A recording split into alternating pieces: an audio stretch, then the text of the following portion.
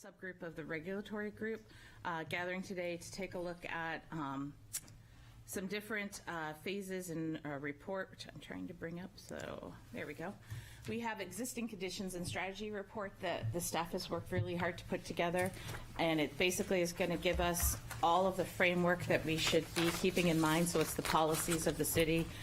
Speaking of the goals of our group, the City Council adopted goals that happened earlier this year, plus the housing policy that this city follows by, and our master plan. Those are all of the framework. Not anyone who's here from the public, I do have handouts of what we're talking about up at the front on the table. So this group is tasked by the City Council to take a look at, and I say this group specifically because we're looking at the regulatory side. Obviously, we have the two sides of land use, the one that's looking at the supported market aspects, which is more the policy side, and then we have this group that's actually looking at the nuts and bolts of the zoning. We are tasked by the City Council in which to be able to strategize around all of our zoning for more than just housing, but to make sure that all aspects, and that's including transportation, it's including all aspects of our zoning to promote more streamlined development, more to basically move our zoning to the level that is going to allow it to really work for the entire city on all levels. With that said, we have also part of our existing conditions and strategy report, the staff has put together some development trends, some things regarding density, some things regarding housing units, and also proposed a work plan for amendments of our zoning. We've broken it down into 3 phases. So phase 1 is filled with zoning issues that basically have come up through projects that the planning board has seen and approved. My short example is like existing, what's the word I'm looking for? What? Existing grade. Thank you, thank you. I'm like, I can't pull that word out of my head. The existing grade, whether it's where the future development gets built or where the land is on the day that the project starts. So there's just some things that have happened over the years, like properties on multiple streets. Those all are not super clear. So phase 1 is truly cleaning up things that have happened that weren't the intention of the zoning that need to be cleaned up. Phase 2 is really looking more at how we can, and these are all subject for us to discuss, right? What we feel belongs in phase 2, what we feel belongs in phase 3, or if there's other things that we're missing that we might want to take a look at. I've been talking a long time about bringing up ADUs, whether or not we could have ADUs by right, whether or not there's a set criteria. So in phase 2, we'll be taking a deeper look at all of those aspects. And in phase 3, we have a lot of other things to talk about. Today, my goal is that we concentrate enough that phase 1, I'd like us to get enough into the work plan that we can submit to City Council for their next meeting to at least look at phase 1 amendments. If it goes to City Council for their next meeting, which is April 18th, it's then going to be recommended to the planning board to actually finalize and have public hearings on those changes in that phase 1. I had requested that the planning board meet on the 4th Thursday of the month so we could have a work session about those. And then we'd have a public hearing in May for them and send them. Hopefully, by that point, we'd have recommendations to send to the City Council for June. That is the timeline, and that's just phase 1, those unintended consequences things regarding the building height, regarding civic districts that seem to have been missing, and the grade changes. Oh, anything I was missing that I wanted to say, Beverly? No, I think you captured it. If you look at the table, you can see the objectives are identified for each phase, and phase 1 being improve regulatory implementation. It's really a structural strengthening phase, I think, to basically lay some groundwork for what's to come. I would say it's more, sometimes we would refer to this as kind of a cleanup phase, and eliminate ambiguous sections that result in unintended consequences. We're very fortunate to have Nick Cracknell, who helped us draft some of the original ordinances so we understand where there might be some gaps that were not captured. We do have a way of sort of capturing the original intent of some of these regulations, so I think that's the intent of phase one, but I think you captured it very well. All right. Do I have any questions from the group so far? I guess this might be a question for Nick. Does this include the map correction, Nick, that was omitted, the section of the ordinance that doesn't exist? Yes. Okay. I didn't see that in the Excel.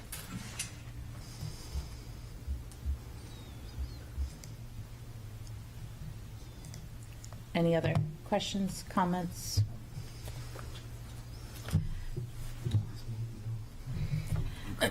Is there anything that we're missing from this list that you guys have seen? I mean, from a planning board, I know level, you guys see it more directly as far as what what has come down the pike. I think we got in phase one at least all of it. And then if you guys are good with that, we'll if we're all in agreement, we'll send those recommendations off so that they can be seen both by City Council and then by the planning board on your next meeting. We'll present them and then schedule that work session for that next week.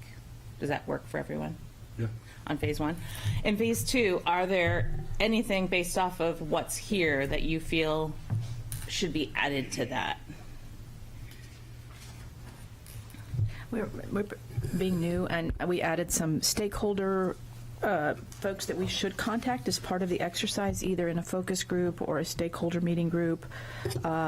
And so the first one being more of a cleanup, we didn't identify stakeholders, but because we know that these sections need to be corrected.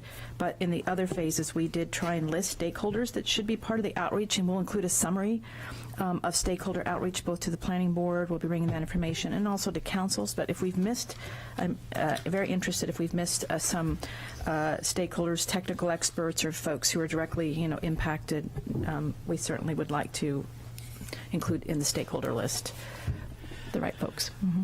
I brought up at the last meeting the idea of talking to developers, maybe they're technical people.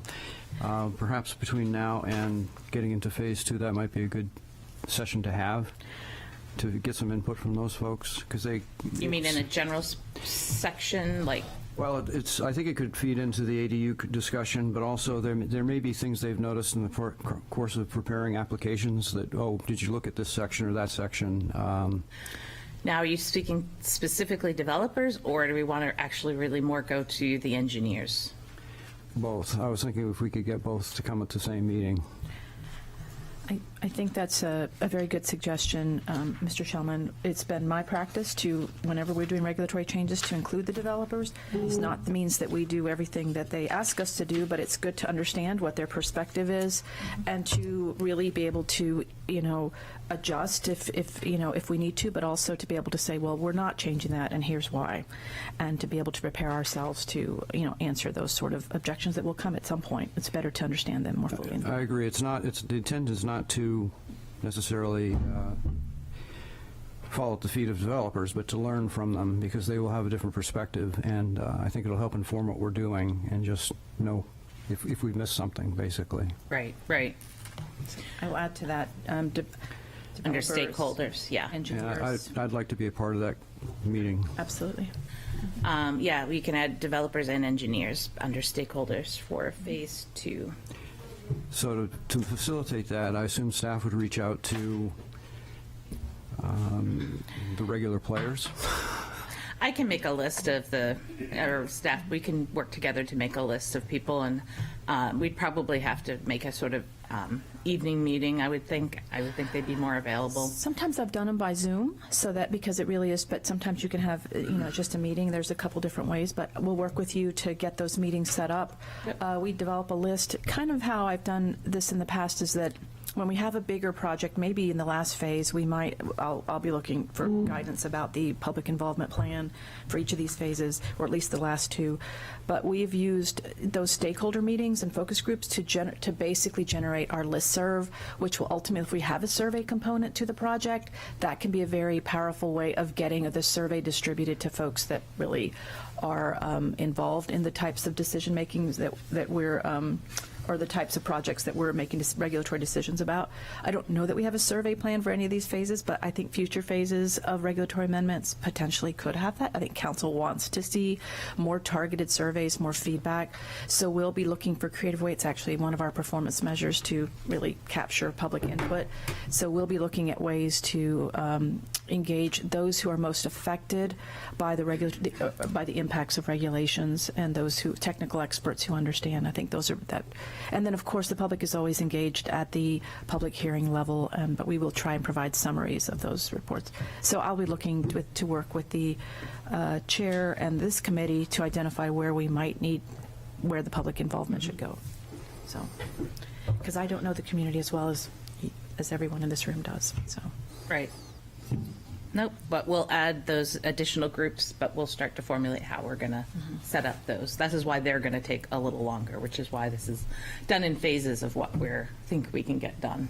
I think it makes sense to try to get it incorporated into our Phase 2 discussions, though, so that it's, something that can happen relatively soon. And related to this, it's the only reason you mentioned the word streamlined when you were just describing things, streamlining the process. And our developers' ears will probably perk up at that.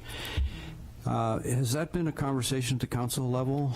I think it was a conversation we had when we were setting our goals, was that we would find a way to, especially if it meant it could produce more affordable housing, that those were options that were brought up. So I understand it focused on that one target, which is a highly desirable goal. Is it a broader notion of streamlining the process, or is it just looking at everything else that's going on, and especially streamlining for affordable housing? It was more towards the conversation of affordable housing. It was one of the tools that we could use, and Councilor Blaylock, I'm sure, can correct me, because we were both there. No, they're obviously we were even in the subject improving the housing stock, I think, was one phrase we used. Yeah. Obviously, affordable housing is more our focus. That would be the area that Diversity of housing. Diversity of housing was actually the phrase we did use. But obviously, just to eliminate any inefficiencies that are getting in the way of having, the small inefficiencies like this Phase 1 stuff. There's just slowing things down for no reason at all, just because it's inefficient the way it's written. So obviously that's Phase 1, and then as we go into it, we dive more into it. But we can't just have a broad cloud. I mean, we're going to take each, thing. We might come across more stumbling blocks as we take a deeper dive to finding more inefficiencies that prevent diversity in our development. And back to the developer conversation, I know you've got it in Phase 3, but as a part of that conversation with the developers, we haven't seen any of the developers taking advantage of the bonuses and incentive ideas in the ordinance today to provide affordable housing. I'm quite curious to get some feedback on why that hasn't been elected, and just what the reasons are. I have my own theories, but those mean nothing. I have my own theories, too. No, it'd be nice to get it from the sources. I agree. Make no assumptions. We would not want to do that. That's my starting point as well. I did want to point out that the master plan 3.11 does say, 3.21, streamline the approval process for affordable housing to reduce development costs. So we're looking to that guidance. I recognize the master plan will probably be looking to update that, but we really have tried to align this with the council adopted goals for this year, with the council housing policy goals and the master plan. And I do believe that these phases do align very tightly with the adopted policy documents that we have in this community. Very, very well supported, including the streamlining of the regulations for housing. Right. I haven't looked at it across the board, but definitely for housing. Well, and interestingly enough, when I stopped to get my tea this morning, I was talking to Councilor Kelly, and she had mentioned something that I had not heard the term before, but maybe it's something this group needs to look into, because one of the requests from City Council a couple meetings ago was to remove single-family zoning altogether. I don't think that's going to be widely supported, but there was something she mentioned to me called upzoning, and I had not heard that term before, so I clearly have some digging to do. I don't know if anyone in this room has heard of it before. Well, you probably could tell us more about it than I could, but I figured, we have so many zones that allow residential housing. I think we have 5 altogether that are, one form or another. So I think upzoning might be difficult, but I think it's a concept we could possibly look into. Agreed. I don't know that we've specifically covered that, but we have in this, but we definitely are talking about how to improve ADUs, and there is a very specific, I think, policy related to, allow for more ADUs sensitive, with the neighborhood considerations, but I think allowing them by right with criteria that hits some of those considerations might be a way of tackling that. We'll have to get into that with the planning board. But how far this goes will be informed through the process and through the community. I think that's the way it should be. We have the broad goals that council's asked us to achieve. We'll be working with the planning board and the community to really refine those and work out the issues and deliver the outcomes that council's looking to get. Upzoning, you want to know what Yeah, my I'm understanding of it? looking to learn because this is a new concept I learned today. So downzoning you've heard of. No. Okay. Tell us both. The two concepts. Downzoning is generally considered where you have an existing condition. If you downzone it, you're allowed to do less after downzoning than you were before. So you might take a multifamily district and turn it into a single-family district. That would be considered a downzoning. Or commercial to residential would be considered downzoning. The reverse is upzoning, where if you're allowed to do single-family homes only, but now you're allowed to do, say, as Ivy Van was proposing, whatever that, it didn't survive the legislature, but going to multifamily, 4 units. that would be considered an upzoning. It's more a developer term than a planning term, but that's the gist of it. It's really just to allow more density and a higher level of development or more development. But downzoning, I think, is a risky thing without a very well supported master plan and community sort of vision process, because there are investment backed expectations that are in place. I think it has. I mean, I've seen it done. I've seen it done in an entire state. So it is happening, but it usually is. I think that has to be very well supported through, I think, the policy work. Mm-hmm. I just brought it up because I had never heard of it, and I thought, well, could it help us in our single family zones instead of getting rid of them? If you could go up to a slightly more dense residential zone, maybe that's an option that we could explore, that we could bring out. Absolutely. Mm-hmm. I've got a folder of ADU policies and regulations that I'm starting to collect from other jurisdictions, and I'd hope to have it for distribution today. I don't. Client issues just got in the way. I've been sent a link to another city ADU that does it by right that I've been looking at as well, but I haven't had time to really pull out what I need to share. So we can talk about that more Yeah. at our next. I will have more about that. And I haven't found a lot of success in New Hampshire yet. There's some cities. Nashua's touting some of its so-called successes. Dover's done a little bit, but I'll bring more details that we can talk about that, whether they call it upzoning or what they might call it. Right. It sounds like we'll be putting together, I mean, it's typical, a benchmark study on this to take a look at some other jurisdictions, how they're organized and if they've had positive results, and we'll try and bring that to the planning board. So any information you have is pretty useful. It's a good starting place when you are doing regulations to take a look at other jurisdictions, who's had success, what best practices are. Look at the state context, which I think gives us a lot of latitude with regard to ADUs. So I definitely will look forward to bringing all your information together and a report to the planning board to help inform. I know that we'll be looking at GIS data as well, to the degree that we're able to understand development capacity based on lot sizes and development patterns. That might be a little bit of an exercise. I've done it before, but I have to see if we have the ability to do that here, but I think we do, to really take a look at what the minimum lot sizes are and where we have some ADU potential. I think we do have it. And one of the big ones I think that we're starting to see roll in is garden cottages, conversions of garages into garden cottages. I think we've seen 2 since I've been here. I've been here 3 months. We've seen more than that prior to. I think that's a development pattern that we have in this community that lends itself to ADUs. And so I think that would be an area that I think that the planning board will be asking them to look into how we can facilitate those. We run into some issues, and they seem to be running into the same issues. So I'll be interested to really take a look at how they've gone the past few, and maybe make a small group of the folks who've done them over the past 2 or 3 years and take a look at those.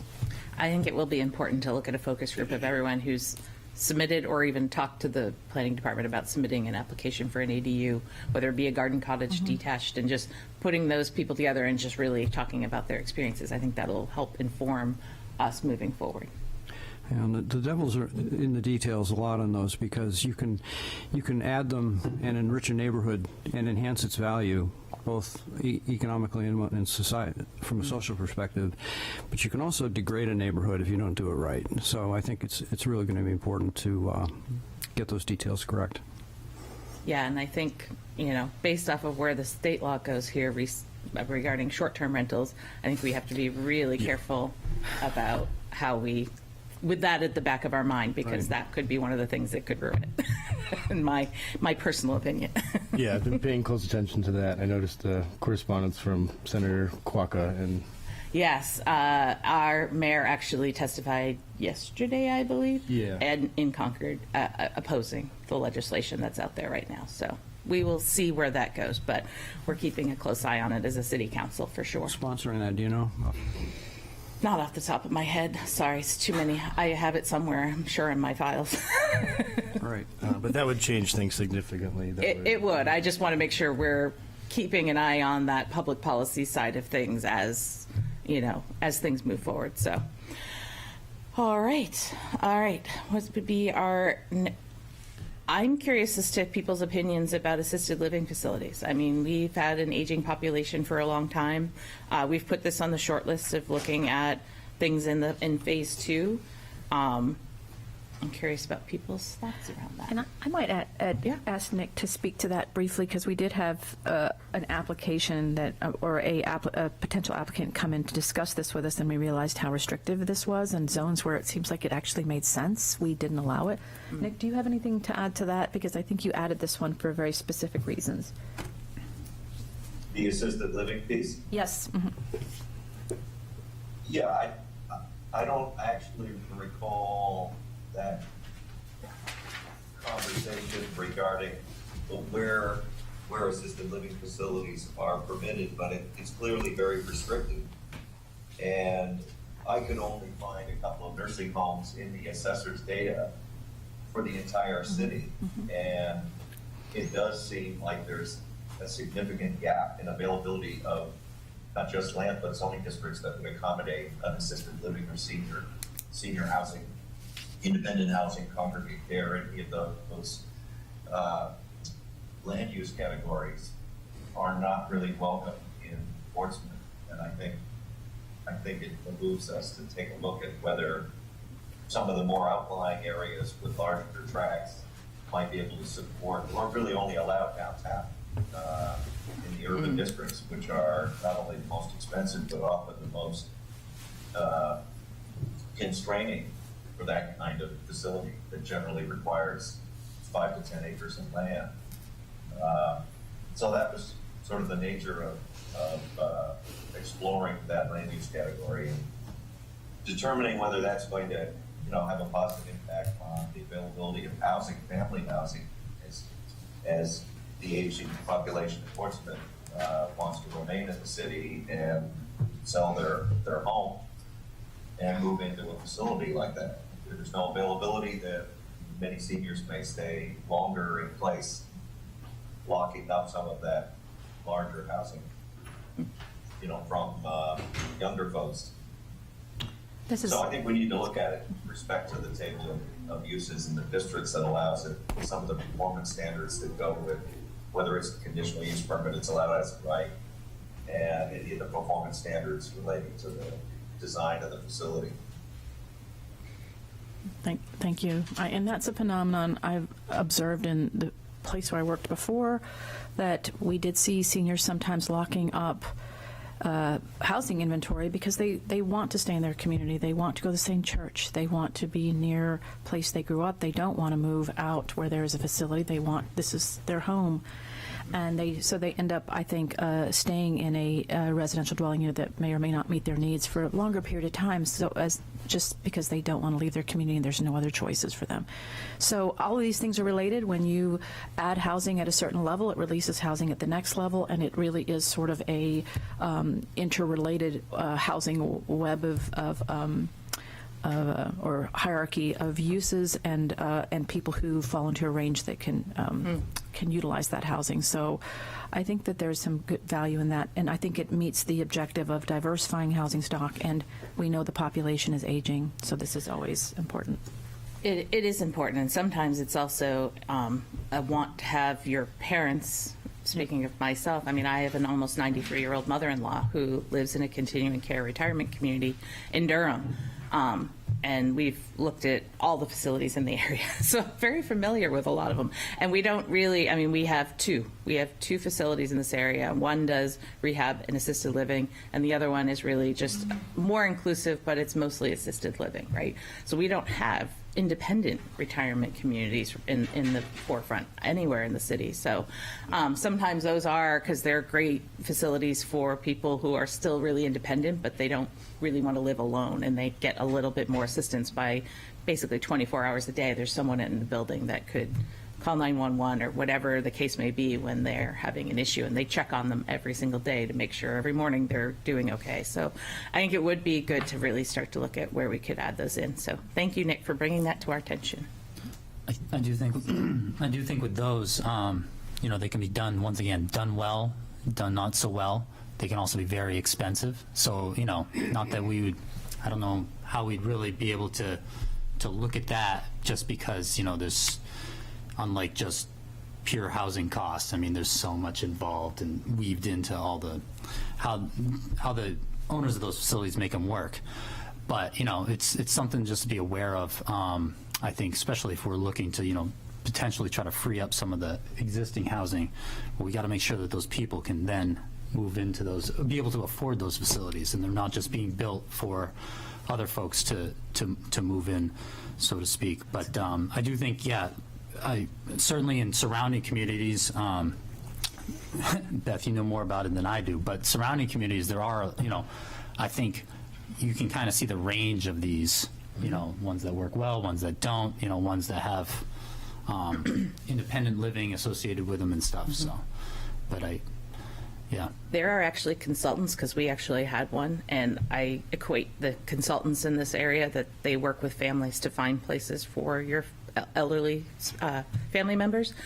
They work like buyer's agents, almost like a realtor, right? They'll literally take in from the people what your parent or whatever, aunt, uncle, it doesn't matter, might be looking for, and then they'll basically present to you, like, here's so many facilities in these areas, and they'll take you and show them to you and show you why. The one, for instance, that we put my mother-in-law in is because it's near Oyster River, and there's these walking trails, and she loves to go out and walk. So it gave her a really safe place to go out on these really safe trails that she can go out and walk in the facility. So, there is always that one little thing, but I think bringing in some of those consultants maybe to talk to would be a really good idea. I happen to know the one, but I bet she knows a few other people in her industry that we could get together and have a chat about how zoning could affect in the ability to have facilities like that. So just a thought I had. And one other thing, not to jump around, but I did want to just on the ADU thing, and in trying to promote good infill, is potentially looking at lot size zoning. I mean, I know in my district, it's there's very little housing that fits the current required lot size, and so I know we've seen a lot of requests for pre-merger status come before us, and essentially they're trying to figure out what is the best way for me to subdivide my lot and make it work. I mean, that's ultimately their goal. And Do you mean the lots are bigger than what the minimum requirements are for the district, or the or they're the lots are smaller. Yeah. Oh, okay. Yeah. Smaller than what the I think district's almost called for. every house on my road. I mean, one house just went before the ZBA, and almost every house doesn't meet the lot size requirements. Oh, that's interesting. And that's just So no matter what you do, you have to go before the ZBA. exactly. Yeah. Yeah. And so and I'm also in one of those areas that my lot is made up of two merged lots that go way back, and so it's interesting in the district. Everybody's lots are made up of either two lots side by side, two lots end to end, sometimes three lots, but I don't know if it's better to look at the lot size based on how those maps were generated and the lot size when those maps were generated or something. But I do think we got to kind of look at that, because, just make it easier for folks to try to subdivide their lots. And it's also going to help them, maybe for one reason or another an ADU doesn't work. Maybe it's just the configuration of the lot or something like that. But I think lot size is definitely something. Should that be, so that is something we had not put into the table, but I can see the value in that, and that is an easy GIS exercise. We can pull all the parcels in a zone, we can calculate, median lot size of each lot and how that matches against the minimum lot sizes for that's an easy GIS exercise. Should lot sizing be added to the table for amending, maybe as part of phase 2 potentially? I just think it kind of goes a little bit hand in hand with the ADUs. I mean, Make it a subset of ADU, I think. yeah. Well, the ADU question has a lot to do with if you add a detached ADU, in most districts you're required to have the same amount of lot space, a same amount of the same lot size, minimum lot size has to apply. You're adding another unit, you have to add the total amount of lot space required for that second Yeah, unit. right, And that's been a huge barrier. Yeah. But what you're talking about is something different to a certain degree, is that if there's an infill lot and somebody wants, or if they want to subdivide their lot and the two lots themselves would reflect the existing conditions in the neighborhood Right. as subdivided, let's just say that, as a subdivided lot, it would absolutely match the existing conditions in the neighborhood, then that seems to be like something that we ought to allow. But is that happening? Is that the question, or is it a different question? So essentially what I'm seeing is there's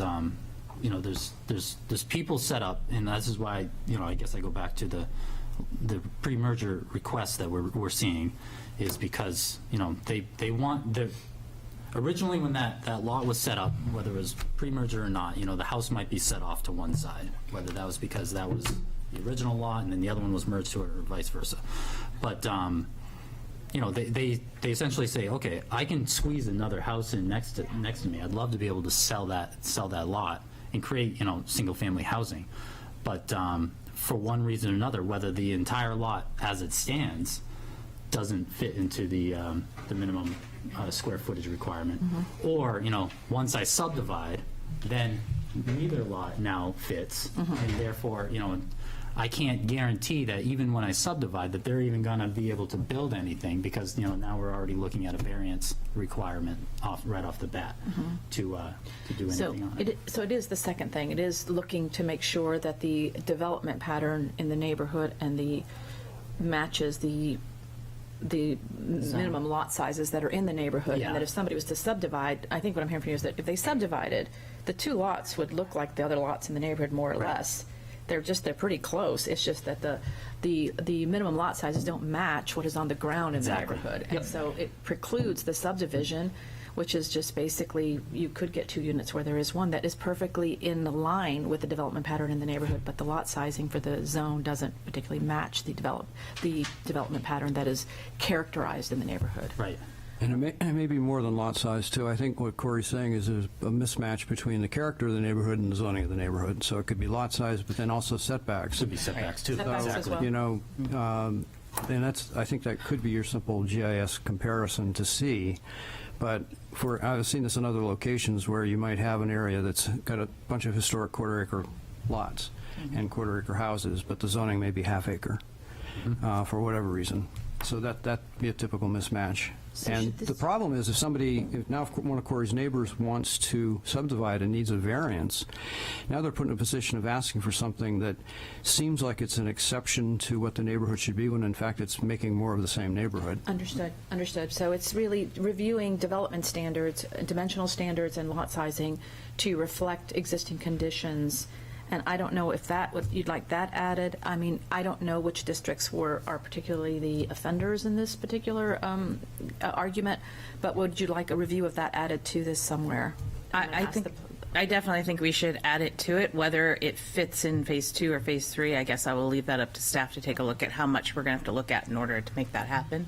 But I do know that to be the case. So keep in mind, especially outside the city, a lot of that zoning hasn't been looked at as far as changes in a long time. We've looked at the Gateway, we looked at downtown, we looked at the North End, and we looked at the West End. And all of that, for instance, I happen to live in a neighborhood that did indeed get changed years ago when they were looking at the West End zoning. They were trying to decide whether or not to put our neighborhood in the character district or not, and they ended up putting us in GRC. And that was based off of the size of the lots of the houses that were existing and making it fit more because it was an MOB, or I think it was mixed business residential, MRB. But I don't think that's been done for some of the outlining neighborhoods. So I think that's an exercise that we absolutely should do. Very good. I will ask staff to help me qualify that a little bit more, and then Yep. we'll figure out where it belongs. And thank you for that observation. And that's I think an important addition if we can take a look at that. I think I don't know if anyone looked at the data sheet, but there's some interesting, there's some interesting anomalies occurring in Portsmouth that I can't quite figure out. The population hasn't really exploded in Portsmouth. It's relatively, I would say incremental growth, and I think at one point it went down and then it's sort of leveling off, but it's not a big jumps in population. But there is housing being added, so it's very interesting to me that there is as much multifamily that's been added. A lot of condos, we're still 60% condo and single family. Where the growth is happening and who is coming to Portsmouth, the cost burden data for homeowners has gone down, while the cost burden for renters has remained steady or gone up, and these are 3-year lag data. So there's some interesting, I don't know the reason. Nick and I have speculated about what that is. I talked to Rick Chelman about what that might be. There's definitely money coming into Portsmouth. There's people can afford their houses. Population is not growing, so I don't know that a lot of families are moving. I can't tell from the data that that's what's happening here, but we'll be doing a deeper dive on some of the data with the planning board, but it's some interesting development trends here that it's hard to understand what's happening here. It I doesn't think look one of the like things others. we should add to looking at that, and it's sort of outside our zone, but ask about the school population, because that would actually tell us whether or That's not probably there's worth getting a handle just on. getting the numbers on where the trends are, because that would tell you whether or not families are moving in, or if it's more just there were used to be 5 people living in a house. Now those 5 people each have their own apartment, right? Yeah, I wonder. That's just taking the population and just shifting it from one thing to another versus actually building on it.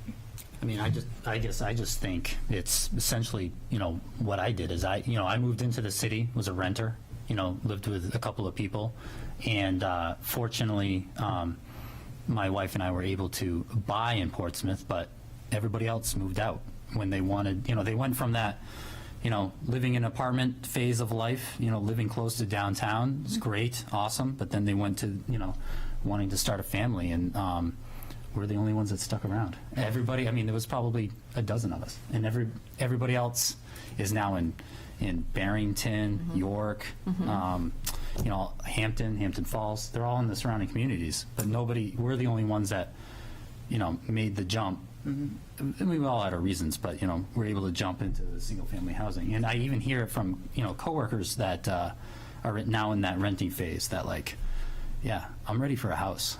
So, and that's probably one of the trickiest to create more single-family housing with a lot. That is definitely the hardest. So. I appreciate that comment, because if 60% is still condos and homes, who's in them? And that's an interesting, and I know that there's an answer to this question. The demographics are easy to tackle. I know we have 2 housing needs assessments that we're the subject of right now, one by the Portsmouth Housing Authority, and then one by the state, which looks at housing, which most jurisdictions or most states look at housing in terms of the regional need. We all have a share in the regional need. We don't just get to provide housing for the folks in our community. We all have a responsibility for the regional need.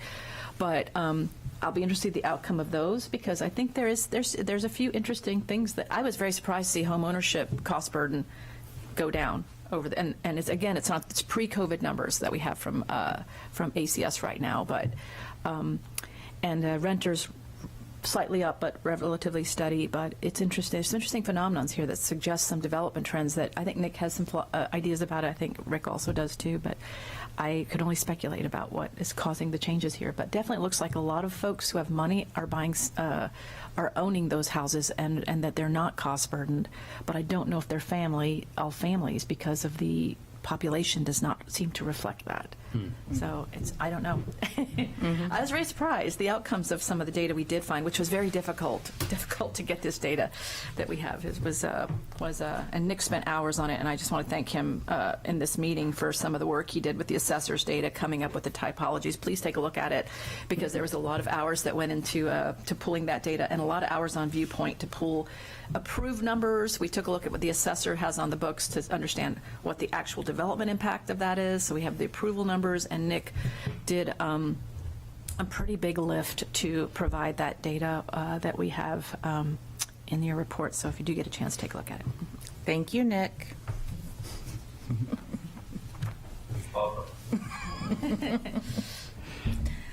Do we have a hard stop today, or are we, I was hoping we'd stop within an hour, but okay, just checking? Just checking? do we have any other comments or suggestions or tweaks that we should add in? No, I'd just like to say I think that's an excellent ad by Corey. I think anything that's going to improve efficiency for our homeowners, residents, because that's going to save them time, which will soon save them money. And that's obviously very important for us and for our residents. So I think anything on that, but that's a prime example.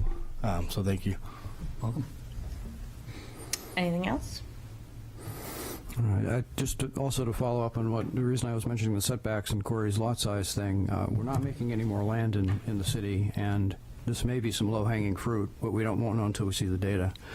So if you can make more of an existing neighborhood without changing its character, that I think I know for sure that's a GIS exercise we can do. I think it's a great idea. We'll move forward with that one. There may also be I'd like to bring the three of us talk about these issues with the planning board. There may be a couple of things that come up in that conversation as well to add to phase 2 or possibly even phase 1, depending on what. And that can be part of our work session at the end of April. Or whenever. And as we get to that, by the way, I would love to, you and I talk together about setting up meetings like that. I think that would be really useful. All right. Any other comments about everything? Otherwise, I'll open it up to the public. That's why I'm asking. I have a couple, just nothing real comments right now, but I do have some thoughts on the whole building height thing, but we'll tackle that at the April meeting, so, which I should be able to attend. The May 13th. That's our next meeting. Well, Or I'm talking about the planning board work session. Oh, okay. Yep. Nope. Because I won't be at the regular planning board meeting the week Okay. before, but I should be able to make that one. Okay. So, if not, I'll let you know my thoughts. Okay. That'll work. Anything else? Do we have any members of the public that would like to come forward and speak? Can come right up to. Morning. Morning. Thanks for having a meeting. Greg Mahana, resident planning board member. I'd like to add a few. Just add your address for the record. They require us to do so. 120 Aviation Avenue. I'd like to mention a few things about this meeting. Glad you guys are looking into the broader spectrum of cleanup. I like that comment. I like the efficiency comments, things like that. This appears to be a fairly swift-moving committee with a lot of things on their agenda.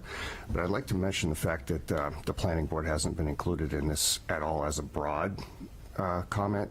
The director possibly has, but you guys are suggesting work sessions that none of the planning board knows anything about. We all have very busy schedules. It'd be nice to know about this stuff in advance. Even if you're just contemplating it, please include the planning board, because as I read the planning board makeup and the city charter, this committee would basically flow through the planning board.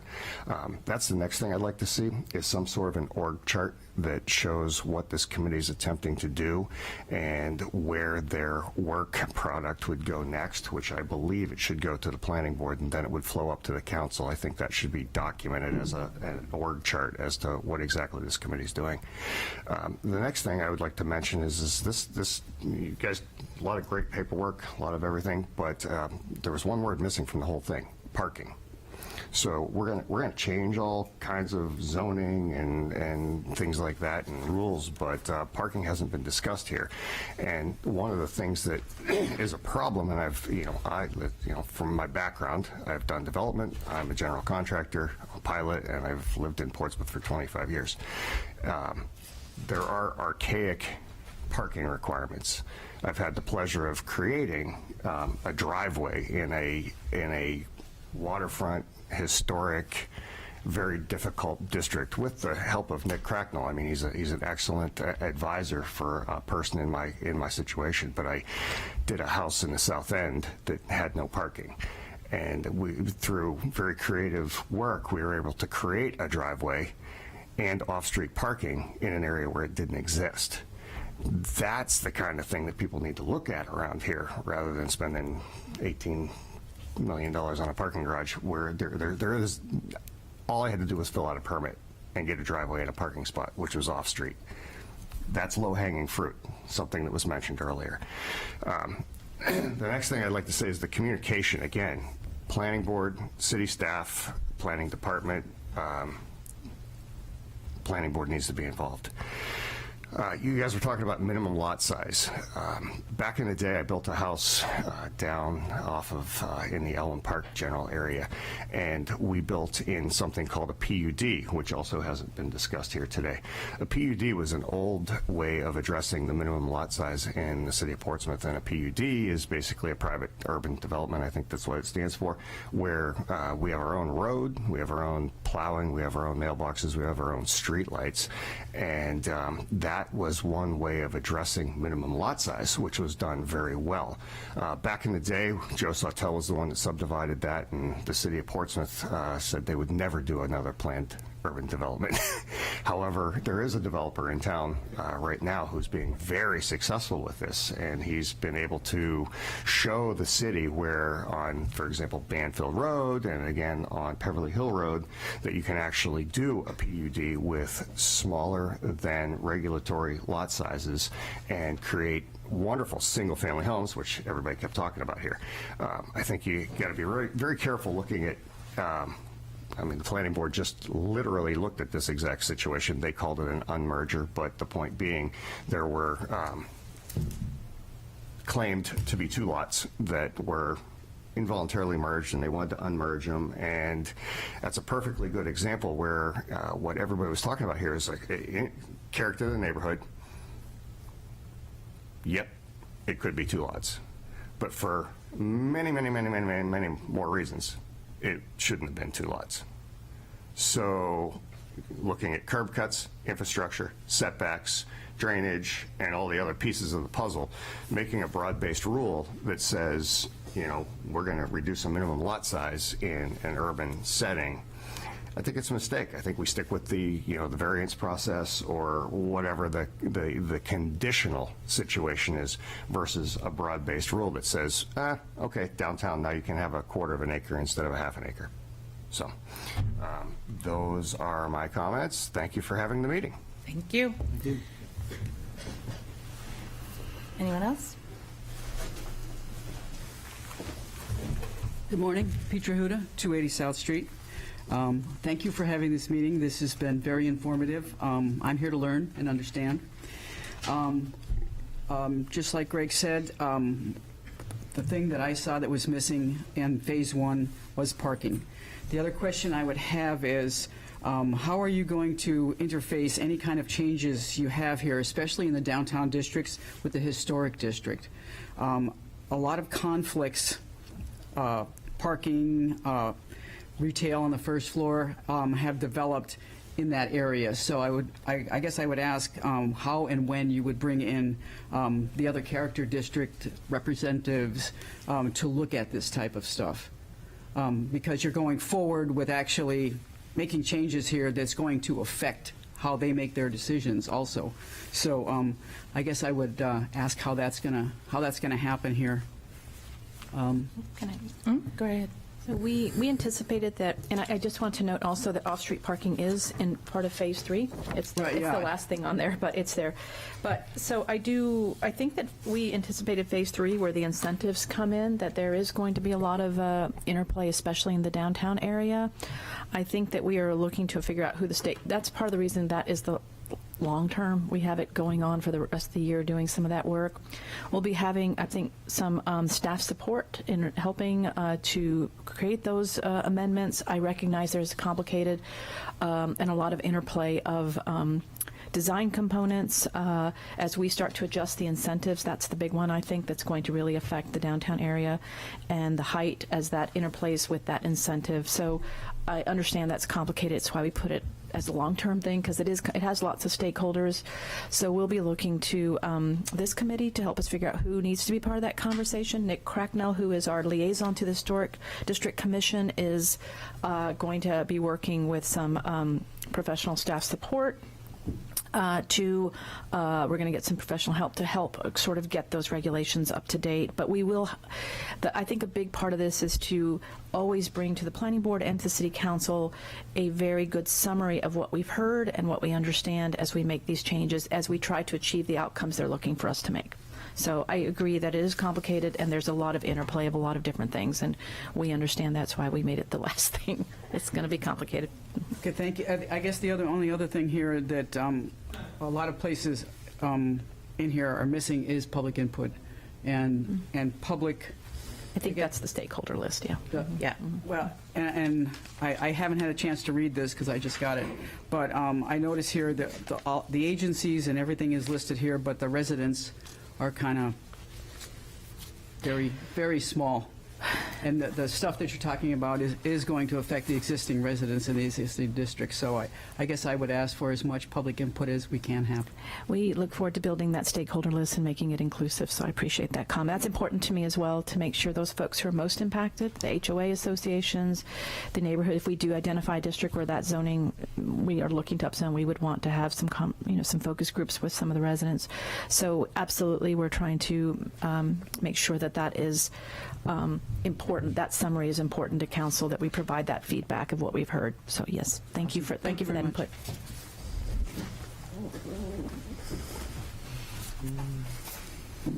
Any of the microphones? Yeah. They all work, so you can sit anywhere. It's fine. Thank you. I'm Liza Hewitt. I live at 726 Middle Road. It feels like this is moving very quickly. June 1st, my goodness, is around the corner. So the voting on some of these Phase 1 issues seems very quick to me. The public being engaged, from what I've heard, at a public hearing, which is the kind of the timeline that you, Ms. Moreau, had set forth. It's been my experience in the city that when the public hearing comes, the decisions have already been made. You're not listening to the public. The public hearing comes last, so all the decisions have been made. So how are you listening to public input if that comes right before your final vote? So I would encourage you, again, like Ms. Huda said, to look at residents. You've talked a lot about, you talked about stakeholders, and you mentioned everybody but residents. And I'm not just talking about the residents that are living in that specific neighborhood, but as residents, all of the residential areas impact every resident in the city, and it feels like the residents aren't being included in any of these plans. I think what you need to remember is that we as residents are the ones that are going to be most impacted as far as our quality of life goes, and most impacted as far as our property values go. I realize that we have to work with developers and, all of that.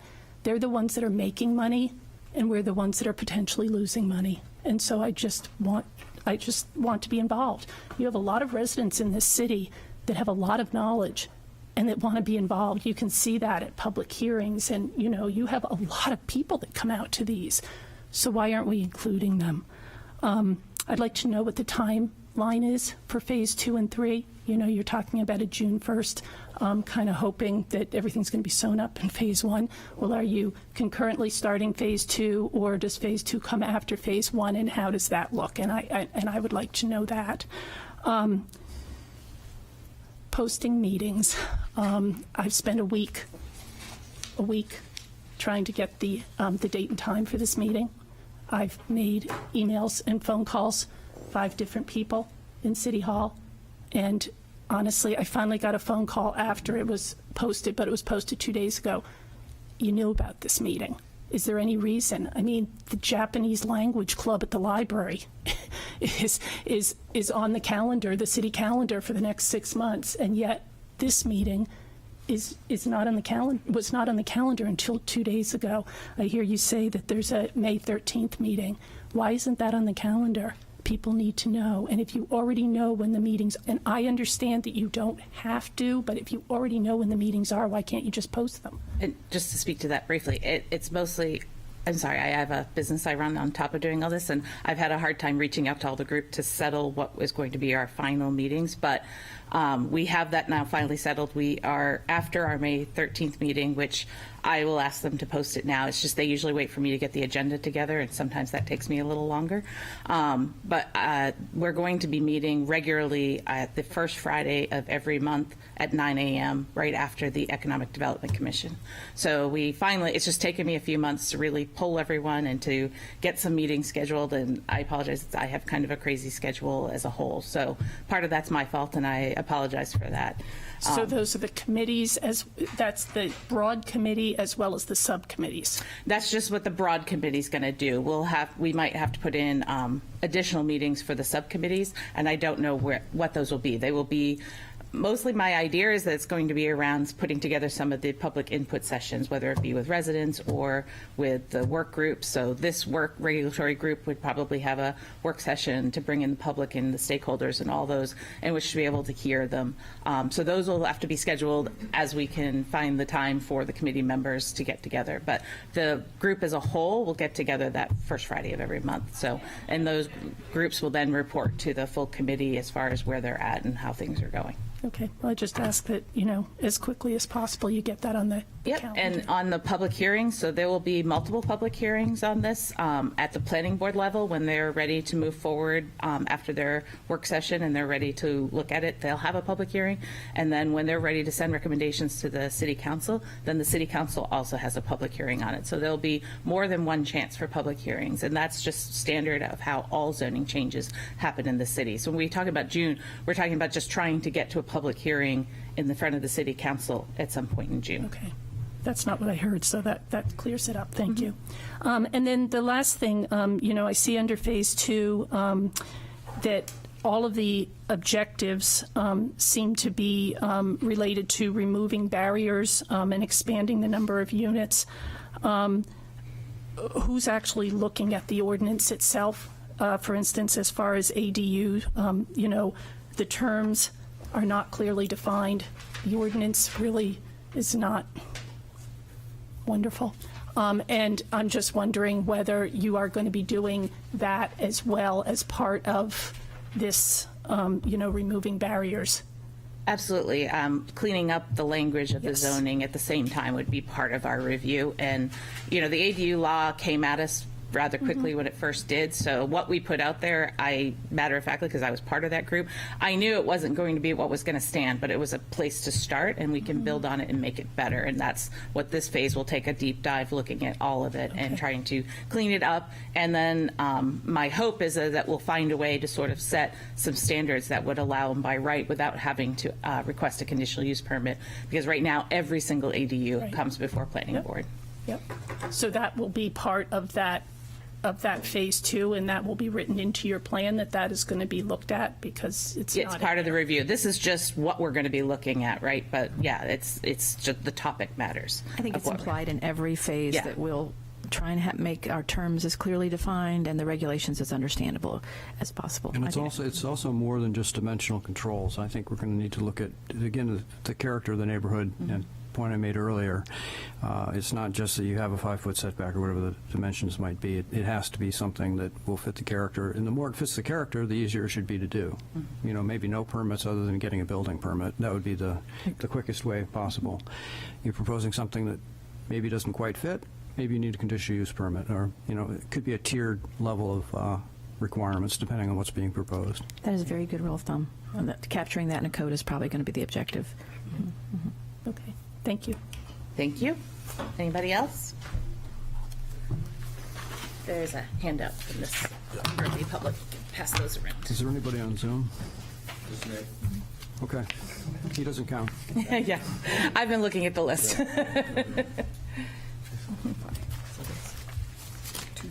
Oh, thank you. Oh, what did I do? So, okay. Every now and then, my screen just goes crazy. Let's bring on a new page. Okay, now it's gone back to normal. Every now and then, my bracelet hits different parts of it, and I do things I don't mean to do, and I'm like, what just happened? Thank you, ma'am. Just give these to me, like the man who collects all our trash. I'm going to have to look at yours. It says, Oh, yeah, you can't look at mine. I can't look at yours? Okay. You can, I think I have. I brought my own. All right. All right. Elizabeth Bratter, property owner, 159 McDonough Street. So I was up at 2 o'clock in the morning watching TV, and I saw this show on PBS called Communities and Consequences 2. And I recorded it, and then I took notes yesterday hastily to be able to have them in time for this meeting. But I just did a synopsis of what other communities are doing in regards to this. I don't know if any of you have seen it, but that's what this particular... They showed it at the music hall recently. Oh, good. All See? us Oh, counselors geez. were there. Well, there you go. Well, now you have a synopsis in case you fell asleep, because that's what's So one of the things I also did is they talked a lot about the Mount Washington Valley, and that the Stay Work Play organization came up with their ordinance in order to be able to have ADUs. And I found it interesting to read what they had comparing to what Portsmouth has. So I thought that might be helpful for people who are trying to look at the language and some of the stipulations. There's a lot of this in the ADU in the Portsmouth one, but I thought they had some other things in here that were not in our ADU policy. So I thought that would be good. Thank you. In regards to the synopsis, this is great. I haven't had a chance to look at since I just got it today, at the map, much less at the zoning ordinances. But one of the things I notice in Phase 1 that I don't see on the list is there's a little loophole in the law, in the ordinances, and it has to do with having more than one height on a single lot. So one of the things that developers often do is they take multiple lots that have multiple heights, and then they combine them, and then they have these discussions, and there is an ordinance about it that tells you how that rule works. And the rule favors the height being the highest, and it favors the development. So even though the whole idea of character districts, the way I understand it, is the heights were supposed to match the area where they're at. So, you know, in our neighborhood on McDonough Street, it's 35 feet. And that's what it's supposed to be. So if you have a house next to it that comes in and is able to combine lots, and now that house falls into another district, they could create a higher height, which would impact that what they abut. And we see that there's a request to change zoning on Hill Street because there's a property that borders between Hill Street and Foundry Garage. Well, Foundry Place is the name of the street, and the height was changed for that, and the people who lived on Hill Street didn't realize the impact that would have.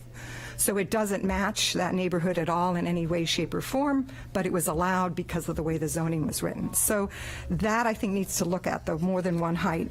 I've talked about this before, that we need something called CD3. We have a lot of pieces of property in Portsmouth that could be developed into apartments or condos. They're older buildings. They have very interesting criteria to them. They have interesting things inside. They don't really fit in CD5. They're often in neighborhoods, and they don't fit into CD4. And do you want them to be CD4W? Depends on where they are. So I always thought there should be something called CD3, which is kind of deals with these larger buildings, like what we saw down on by Pick and Pay. We just recently saw Chinburg change all of those buildings down there into residential on top, and they have businesses on the bottom. But if that was in a residential neighborhood, you really wouldn't want businesses on the bottom, and it would be not necessarily a good thing for the whole neighborhood. So there are a lot of those buildings around that are being used for very odd things, and they could be changed if we created a zoning called CD3. If you want to see examples of how lot size and number of units affects neighborhoods, I would suggest you come into the Islington Creek neighborhood. Start on Salem Street, so take a right or a left off Islington Street, drive down Salem Street, and there's a development going in there right now that has 3 units on one lot. And these houses are so close, I don't know where they're going to park. I don't know how they're going to get a car in there. It's very interesting. But we have the same type of development. So if you come down Salem Street, then you take a right, drive down McDonough Street, and then you go to Langdon Street and take a left. You can see 3 houses were also built. They were on one, that was one lot as well, and they created 3 single-family homes with rooms. 2 lots. That was 2 lots. I'm sorry, I lied. And then there's another development going in where I can't think of the name of the company right now. They're right down the street from you on yeah, not Dining Reagan's. building? You talking about- The Nickerson's, where Nickerson's was. That's where those 3, yeah. What's the name of that? Brewster Street? Brewster Street. So those One's are, on Sudbury and the one's other on 2 are on Sun- yeah. Brewster. And they also fit 3 in there, but they're also done in a way that they fit the neighborhood, even though they're a little crowded. So I think it's a good way to see what happens when you change lot sizes and stuff like that. The thing about the data that I always find interesting is if you talk to people, we recently had a meeting for the Islington Street parking program, and one of the residents spoke, and they said, well, they are not technically residents of Portsmouth. They had a hard time getting their parking permit because they're residents of Barrington, and they have a unit in Barrington, which they live at part of the time, and then a unit in Portsmouth. And I find there are a lot of people who live in Portsmouth who are not residents of Portsmouth, but their residency is another state or another place, so they don't get counted as part of the census. And they don't get counted as part of the and I think when you look at your data, you're looking at people who are real residents in Portsmouth, but there are a lot of people who are not residents of Portsmouth, but they do live in Portsmouth. So that's it. Parking, I think, will be an interesting thing to discuss. I'm looking forward to that, and thank you very much. Thank you. Is there anyone else that would like to speak? Seeing none, and there's no... Just Nick on Zoom. Dick, do you have any further words you'd like to speak before I close out the meeting?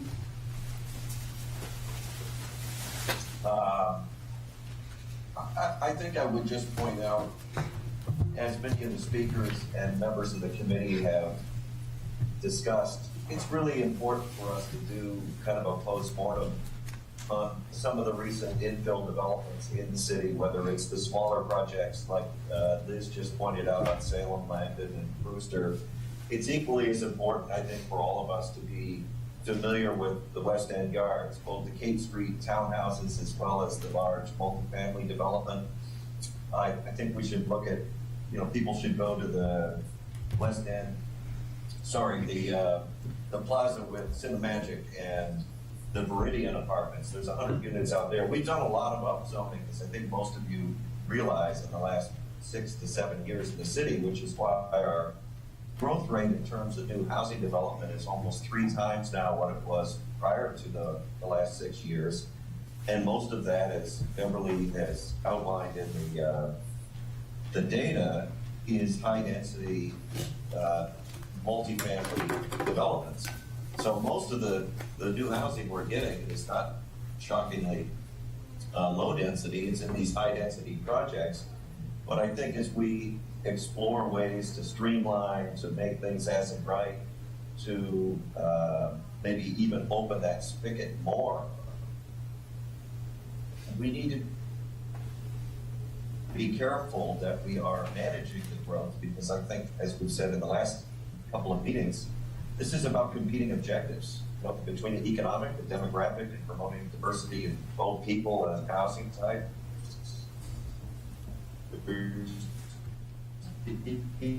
Ecological trade-offs to what we're doing, look at to where it's more open and more restored, aspects that need to be looked at, and infrastructure and municipal services that need to be carefully evaluated.